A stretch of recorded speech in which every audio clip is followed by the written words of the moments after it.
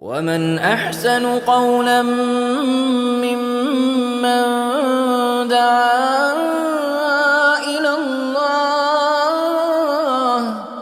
وعمل صالحا وقال إنني من المسلمين. Rasul sallallahu alaihi wasallam told us that every century, every 100 years, at the beginning of every century, Allah will send to this ummah, to this nation, someone who will reform them, a reformer. The hadith is in Abu Dawood and other hadiths similar to that. What is this reformer? This is hope from Allah subhanahu wa ta'ala and His Messenger sallallahu alaihi wasallam, that every 100 years, an enlightenment, a new beginning, a reformation will be sent to this world, especially to the nation, the ummah of the Muslims. Allahu A'lam, in what way this reformer will come. Is it a human being? Is it a man? Is it a woman? Is it a movement? Is it a group? Or is it something else? Is it an event? The point is that Allah subhanahu wa ta'ala every century does not leave the world the way it is. And whatever is unjust, it will calibrate. Perhaps what is happening now, even though, brothers and sisters, atrocities and oppression are actually everywhere in the world, happening every day. There isn't a place, except that we don't see it in the media, as clear and as widespread as what we're seeing now in Palestine. But they are happening all the time. Atrocities, genocides, apartheids, ethnic cleansings are happening everywhere. Especially where there are a Muslim population, even non-Muslim population. But Allah subhanahu wa ta'ala does not leave the world the way it is, it always calibrates it. Every century, every 100 years.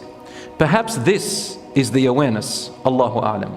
Recently, in a new survey poll that was conducted by CNN via the SSRS, it's an independent research company and tool by Microsoft. And basically, they published on October the 12th, from 12 to 13th October 2023, a survey asking American people whether they supported Israel's recent actions in Gaza.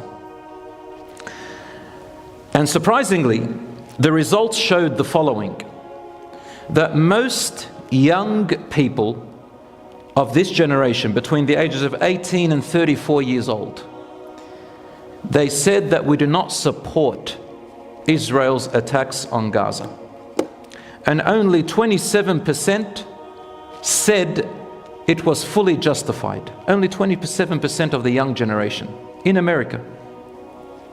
The rest of them, 73%, said we do not support Israel's attacks on Gaza. Whereas the majority of the older generation supported it and said it was fully to partially justified. 81% of people over the age of 65 and about 50% on average between the ages of 35 to 64 years old. And what does this show, brothers and sisters? It shows, number one, that there is an awareness like no other time before, at least in the past 100 years, at least in the past 75 years of the occupation of Palestine. Number two, there is a transparency that is shown probably through social media that has never been as clear and transparent as before. I think you will agree with me.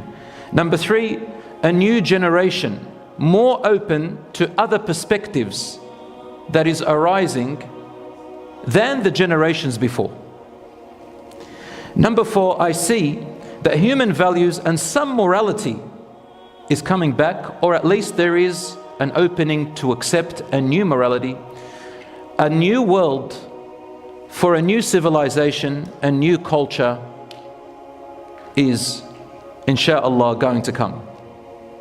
So we are living in a time when a people are open to this new civilization and culture, InshaAllah ta'ala. And we are also living at a time of great fitna, trials and tribulations and tests of our faith, our values, and our morals. What is happening now in Palestine, brothers and sisters, no matter how bad it looks, It is a stepping stone to something else. Mark my words. And the Prophet ﷺ told us 1,400 years ago that the signs of the last hour will appear in the following way. He gave us a visual example. What was it? He said they are like the stones inside of a bead, or the beads, inside of a string. You know the beads? It's got little stones in it.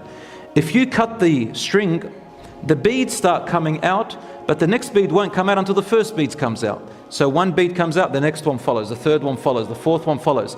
But the fourth and the fifth won't follow until the one before it comes out. So he said the signs of the last hour will come one by one like the way the beads come out of a string. What does that mean? It means that what you're seeing right now, you're going to say, in fact in the hadith it also says this, Rasulullah ﷺ did say, everyone will say, this is it, this is it, this is it. This is the end, this is the one, whatever it is. But it's merely another bead that is opening the way to another sign that is bigger than that, and another sign that is bigger than that, until things are calibrated. So this is a stepping stone to something else, the inevitable that will come.